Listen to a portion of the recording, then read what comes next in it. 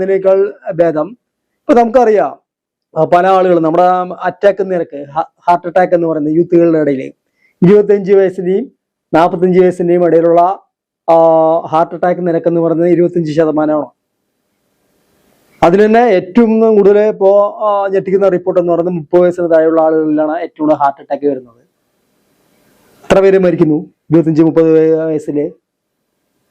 എന്റെ അഭിപ്രായത്തില് ഇപ്പൊ നമ്മളെ പല ആളുകളില്ലേ കുഴഞ്ഞു വീണ് മരിച്ചു, അത് ചെയ്തു ഇത് ചെയ്തു എന്നൊക്കെ പറയുന്ന സമയത്ത് ഏകദേശം നന്നായി വെള്ളമൊടിക്കുന്ന ടീമുകൾ, നന്നായി പുകവലിച്ച് തള്ളുന്ന ആളുകളും കട്ടക്ക് പുറത്ത് നിൽക്കുന്നത് കാണാം. ഡെഡ് ബോഡിയൊക്കെ എടുക്കാൻ ഈ കുഴഞ്ഞു വീണ് വളരെ ആരോഗ്യം വളരെ 100% കീപ്പ് ചെയ്യുന്ന വ്യക്തികളുടെ ബോഡിയൊക്കെ എടുക്കാൻ നല്ല ആ ഭാഗത്ത് നന്നായി ക്വാർട്ടർ അടിച്ച് ഡെയിലി ക്വാർട്ടർ അടിക്കുന്ന ടീമുകളായിരിക്കും, നന്നായി പുകവലിച്ച് തള്ളുന്ന ടീമുകളായിരിക്കും ബോഡി എടുക്കാനും മറ്റ് സെറിമണി ഇതിലൊക്കെ നിൽക്കുന്നത്. ശരിക്കും മറ്റേ ഒരു മനുഷ്യന്റെ ശരാശരി ഒരു 70 വയസ്സൊക്കെ കഴിഞ്ഞു കഴിഞ്ഞാൽ പിന്നെ കിട്ടുന്നതൊക്കെ ബോണസാണ്.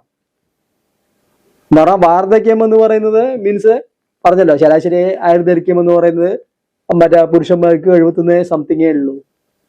3 വർഷം കൂടുതൽ ശ്രീനിവാസൻ ഇരുന്നിട്ടുണ്ട്. എല്ലാ ആളുകളും അങ്ങനെ തന്നെ 65-70 വയസ്സ് കഴിഞ്ഞു കഴിഞ്ഞാൽ എന്തെങ്കിലും കാരണങ്ങൾ വരുമല്ലോ, വാർദ്ധക്യ സഹജമായ പല അസുഖങ്ങൾ വരും. അപ്പൊ അതിന് ശ്രീനിവാസൻ ഫുള്ള് പുകവലിച്ചിട്ടാണ് ശ്രീനിവാസൻ മരിച്ചെന്നുള്ള ഇതിൽ നിന്ന് ഞാൻ ഒരിക്കലും യോജിക്കുന്നില്ല. അദ്ദേഹം വളരെ എന്താ പറയാ, ഇപ്പൊ അതിൽ ഏറ്റവും നല്ല പ്രായങ്ങളിലൊക്കെ 45, 55, 60, 62, 63 ഏകദേശം ഒരു 4-5 വർഷമായിട്ട് ശ്രീനിവാസന്റെ ആരോഗ്യം തിരികെ ക്ഷയിച്ചിട്ടുള്ളൂ. അതുവരെ അദ്ദേഹം പുകവലി കണ്ടിന്യൂസ് ആയിട്ട് സ്കൂൾ പഠിക്കുന്ന സമയത്ത് പോലും തുടങ്ങിയാണെന്ന് പറയുന്നത്. അവിടെ മൂലം അദ്ദേഹം അത്ര ആരോഗ്യത്തോടെ ഇരുന്നില്ല. അതാ ഞാൻ ആലോചിക്കുന്നത്. അപ്പോ അങ്ങനെ ഒരു വിവാദമല്ലേ. അപ്പോ ഒന്ന് മനസ്സിലാക്കുക, കേരളത്തിലെ ശരാശരി ആയുർദൈർഘ്യം എന്ന് പറയുന്നത് 77 സംതിങ്ങാണ്. സ്ത്രീകൾക്ക്, പുരുഷന്മാർക്ക് 71 ഇതാണ്. അപ്പൊ ഏകദേശം അവിടെയൊക്കെ എത്തിക്കഴിഞ്ഞ് കഴിഞ്ഞപ്പോ ആഫ്റ്റർ 65 ഒക്കെയാണ് ഏറ്റവും എന്താ പറയാ കിട്ടുന്നതൊക്കെ ബോണസാണ്. 65ക്ക് ശേഷം നമ്മുടെ ആഗ്രഹങ്ങളൊക്കെ തീർക്കുക, അത്രേ ഞാൻ പറയത്തുള്ളൂ എൻ്റെ അഭിപ്രായത്തിൽ. അവിടെ പുകവലിച്ചത് കൊണ്ടോ അല്ലെങ്കിൽ